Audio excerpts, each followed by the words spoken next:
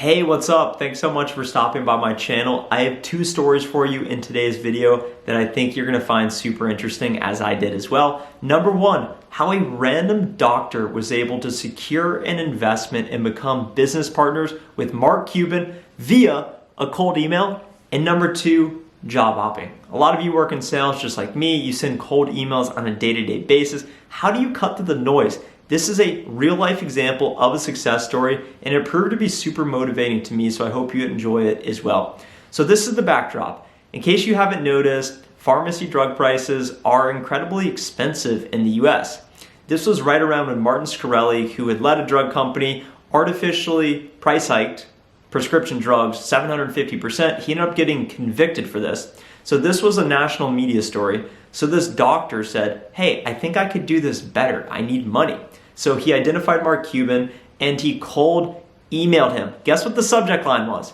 Cold email directly to Mark Cuban. Could you imagine putting yourself out there like that, just blatantly with cold email? And you know this guy's probably a scientist, because subject lines such as cold email, I don't know how that's working in your job, but I certainly probably wouldn't do that. The body of the email was essentially questions based on my understanding. And it said something like, hey, the cost of drugs are going up, so what if we sold them for less? And just different intriguing questions. It caught Mark's attention, and Mark ended up replying. They went back and forth for a couple months. Mark ended up investing in the guy's idea. It wasn't even a fully fledged company yet. And now the random doctor is the CEO of this company, and now it's getting more publicity about how they have a website interface and they are sending drugs directly to people's homes at low cost. So it's making big impact, it's helping a lot of people. And the takeaway punchline here is, if a random doctor can get the attention of a Mark Cuban, that means any of us can be successful, any of us can reach the biggest icons, our heroes in the world, via a cold email, as long as it's well thought out, it's well written, and it's intriguing as well. And it shows, hey, this is why it matters to you, and then this is the impact it's gonna make. And one of the quotes from the article was, the best well-kept secret in Silicon Valley is that you can reach virtually anyone via a cold email. They're at least gonna read it. They probably won't respond, but at least you have the chance.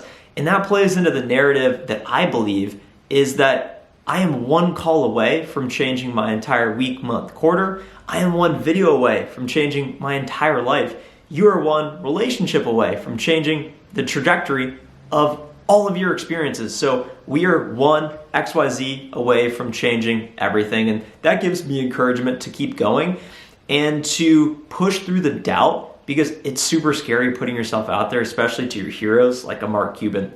Story number two, job hopping. This particularly hits home because out of college, I've stayed with the same company for my short 3 years, 8 months career. I don't really have a great way of saying that. I was speaking with a colleague on Friday, and we were talking about job hopping, leaving companies. The grass is always greener, particularly in software sales. People earlier in their careers, sales development reps, feel like, I'm entitled, I should be promoting sooner, I should be paid more. And it's really easy to look for what may appear to be wrong in your role rather than looking what's going right. And the premise of this whole story that I read on LinkedIn was that Gen Z, who are people aged 9 to 24, so I know we're only talking to the 22, 23, 24, 25-ish year olds that are new in their career, are about 139% more likely to job hop than in 2019. And this is drastically lower than millennials and all the other age demographics. And I think it plays into the tailwind that employees are expecting more of their employers than ever.